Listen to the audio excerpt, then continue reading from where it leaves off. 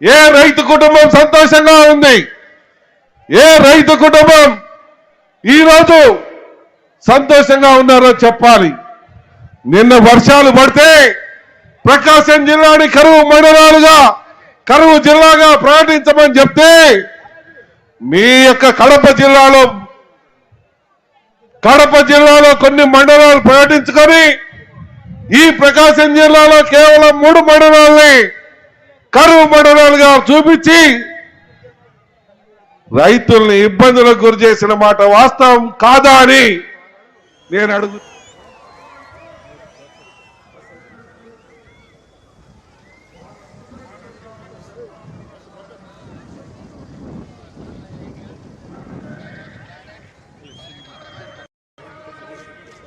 అదిగో అంటూ మభ్య పెడుతూ వాళ్ళని ఇబ్బంది పెడతా ఉన్నమాట వాస్తవం కాదా అని నేను అడుగుతా ఉన్నా. అందుకని మన బ్రతుకులు బాగుండాలని, మన ప్రాంత వాసులు అభివృద్ధి చెందాలని, మన మార్కాపురం జిల్లా అయితేనే మన ప్రాంతంలో ఉన్నటువంటి వెనుకబడ్డ 5 నియోజకవర్గాలు అభివృద్ధి పదంలో నడుస్తాయని, యువతకు ఉద్యోగాలు దొరుకుతాయని, వ్యాపారులకు వ్యాపారాలు బ్రహ్మాండంగా జరుగుతాయని జిల్లా చేయమని చెప్పి పదే వేడుకున్నాం. 65-70 రోజుల పాటు ఉద్యమాన్ని చేశాం. కానీ ఏమాత్రం వాళ్ళకు మన మీద ప్రేమ లేదు. జిల్లా చేస్తే వాళ్ళ యొక్క ఆధిపత్యాలు పోతాయని, వాళ్ళకి ఈ ప్రాంతంలో ఉన్నటువంటి ఆధిపత్యం పోతే ఆ ప్రాంతంలో వాళ్ళకు గుండు సున్నా కొడతారని జిల్లా కానియకుండా మన వెనుకబడ్డ ప్రాంతాన్ని అడగదొక్కాలని చెప్పి చూస్తే నిన్న పుట్టిన రోజు నాడు మన పెద్ద ఆయన మార్కాపురం వచ్చి ఈ మార్కాపురం జిల్లా చేస్తా మీ అందరి జీవితాల్లో వెలుగులు నింపుతారని వెలుగొండ ప్రాజెక్టును 2 సంవత్సరాల లోపల పూర్తి చేసి మీ పొలాల్లోకి డైరెక్ట్ గా నీళ్ళు వచ్చేలా చేస్తానని ఆయన వాగ్దానం చేశాడు ఆయన పుట్టినరోజు నాడున. మనకది చాలు. రేపు అధికారంలోకి రాగానే జిల్లా 1, వెలుగొండ 1, ఈ రెండింటిని మనం సాధించుకుంటే ప్రతి ఒక్క కుటుంబానికి ఈ పశ్చిమ ప్రాంతంలో ఉన్నటువంటి రైతు సోదరులందరికీ న్యాయం చేసిన వాళ్ళం అవుతామని మన పెద్ద ఆయన ఈ 2 చేసి పెడతానని మనకు మాటిచ్చాడు. అది చాలు మనం బ్రతుకులు మారటానికి, మన బ్రతుకులు బాగుండటానికి. దయచేసి అర్థము చేసుకొని తెలుగుదేశం పార్టీని అన్ని రకాలుగా అండదండలు ఇచ్చి ఈ పశ్చిమ ప్రాంతమే కాదు మన జిల్లాలో ఉన్నటువంటి 12 శాసనసభ్యులు 12 మందిని గెలిపించమని చెప్పి చేతులు జోడించి వేడుకుంటూ సెలవు తీసుకుంటా ఉన్నాను. థ్యాంక్ యూ నారాయణ రెడ్డి గారు. ఇప్పుడు గౌరవనీయులు శాసనసభ్యులు తెలుగుదేశం పార్టీ రాష్ట్ర ప్రధాన కార్యదర్శి డాక్టర్ డోలా శ్రీ బాల వీరంజన స్వామి గారిని మాట్లాడాల్సిందిగా విజ్ఞప్తి చేస్తున్నాను.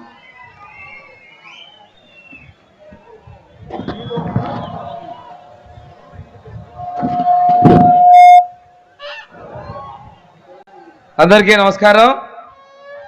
ఇప్పుడే రా కదలిరా ఎన్నికల శంఖారావు ప్రాంగణానికి విచ్చేసినటువంటి మన అధినాయకులు తెలుగుదేశం పార్టీ జాతీయ అధ్యక్షులు శ్రీ నారా చంద్రబాబు నాయుడు గారికి, వేదిక మీద ఉన్నటువంటి ఉమ్మడి ప్రకాశం జిల్లా నేతలకు, రాష్ట్ర స్థాయిలో జిల్లా స్థాయిలో వివిధ హోదాల్లో ఉన్న తెలుగుదేశం పార్టీ జనసేన నాయకులకు, ఇక్కడికి విచ్చేసినటువంటి అశేష తెలుగుదేశం జనసేన కార్యకర్తలందరికీ నా నమస్కారాలు. ఈ యొక్క సభ, ఈ సమావేశం రాష్ట్రం యొక్క చరిత్రలో మిగిలిపోయే విధంగా ఈ అరాచక ముఖ్యమంత్రిని గద్దె దించడానికి పూరించేటువంటి ఎన్నికల తొలి శంఖారావానికి చరిత్రలో ఒక మైలురాయిగా నిలబడుతూ ఉంది. ఒక్క ఛాన్స్ అని అధికారానికి వచ్చాడు జగన్మోహన్ రెడ్డి. అన్ని వర్గాల ప్రజల్ని వంచాడు. రైతుల్ని, రైతు కూలీల్ని, ఉద్యోగస్తుల్ని, వ్యాపారస్తుల్ని ఏ ఒక్కరిని వదిలిపెట్టలా. తన పరిపాలనలో మొట్టమొదటిసారిగా ప్రజావేదిక కూల్చడంతో మొదలుపెట్టాడు. కానీ కొత్తగా ఒక ప్రాజెక్టుని నిర్మించాల. ప్రకృతి కూడా ఈ రక అరాచకాలకి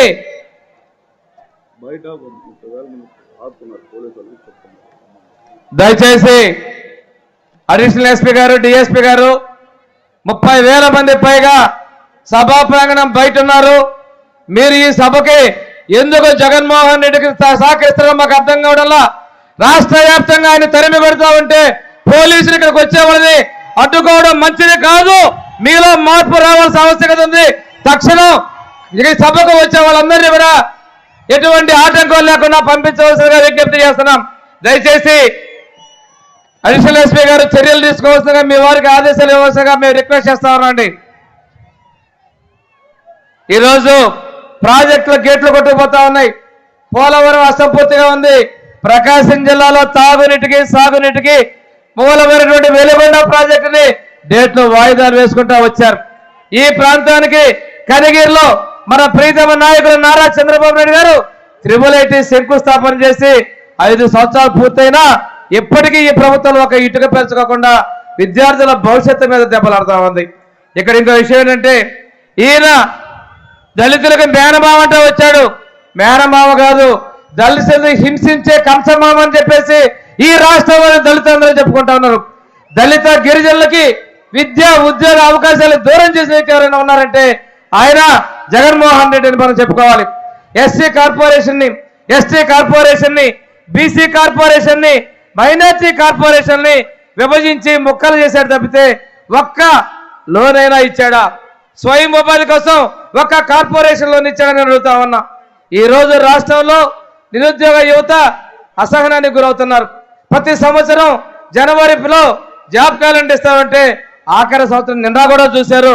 కొత్తగా ఏమైనా జాబ్ క్యాలెండర్ ప్రకటిస్తాడేమో అని చెప్పి చూశారు. జాబ్ క్యాలెండర్ ఇవ్వలేదు. ఈ గతంలో తెలుగుదేశం ప్రభుత్వం ఇస్తున్నటువంటి నిరుద్యోగ భృతి 2,000 కూడా మీరు రద్దు చేసిన మాట వాస్తవం కదా?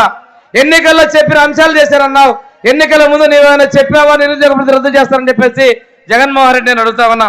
అంతేకాకుండా దళితులకు ఇచ్చినటువంటి డాక్టర్ బిఆర్ అంబేద్కర్ విదేశీ విద్య అనేది పథకాన్ని నా 3.5 సంవత్సరం మూలన పెట్టి అంబేద్కర్ గారి పేరు తీసేసి నీ పేరు పెట్టుకోవడానికి నీకు సిగ్గు లేదా అని అడుగుతా ఉన్నా. ఎంతమందిని నువ్వు పంపించావు? ఈరోజు విద్యా దీవెన పథకం పెడితే నిన్నగాక మొన్న కందుకూరులో డీకే స్కూల్ ఆఫ్ నర్సింగ్ లో చాలా మంది విద్యార్థులకి విద్యా దీవెన రాలేదని చెప్పేసి 3 సంవత్సరాలు పిల్లలు ఈరోజు ఎగ్జామ్ గా హాజరు కాలేదంటే ఈ పాపం నీది కదా జగన్మోహన్ రెడ్డిని అడుగుతా ఉన్నా. ఎంతమంది జీవితాలతో ఆడుకుంటామని చెప్పేసి అడుగుతా ఉన్నా. ఈ రోజున ఆరోగ్యశ్రీ 1000 రూపాయలు దాటితే మేము ఇస్తామన్నావు. మొన్న గొప్పగా 25 లక్షల మంది అన్నావు. ఎన్ని కుటుంబాలకు ఇస్తావా 25 లక్షల రూపాయలు? 1000 రూపాయలు దాటితే ఏ ఒక్కరికి చూపించావో ఒక్కరికైనా నీవు ఆరోగ్యశ్రీ ఇచ్చిన వాళ్ళు చూపించగలవని అడుగుతా ఉన్నా. ఇది మోసం కదా? వన్ టైం సెటిల్మెంట్ నీవు ఒక్కసారి ముఖ్యమంత్రి చేయమని అడిగి నువ్వు వన్ టైం సెటిల్మెంట్ పేరుతో పేదలకి కాంగ్రెస్ ప్రభుత్వంలో తెలుగుదేశం ప్రభుత్వం ఇచ్చినటువంటి ఇళ్లకి 10,000 రూపాయలు ముక్కపిండి వసూలు చేసి వాళ్ళకి పట్టా ఇస్తాను. ఎవరికైనా రిజిస్ట్రేషన్ చేసావా? ఆ ఇచ్చేటప్పుడు ఒక పాంప్లెట్ ఇచ్చావు. మీ పిల్లలకు వైద్యం కోసం, మీ పిల్లల చదువు కోసం, అదే కదా కొత్త ఇల్లు కట్టుకోవడానికి అంటాం. నీ స్కీమ్స్ ఏమైపోయినాయి జగన్మోహన్ రెడ్డి?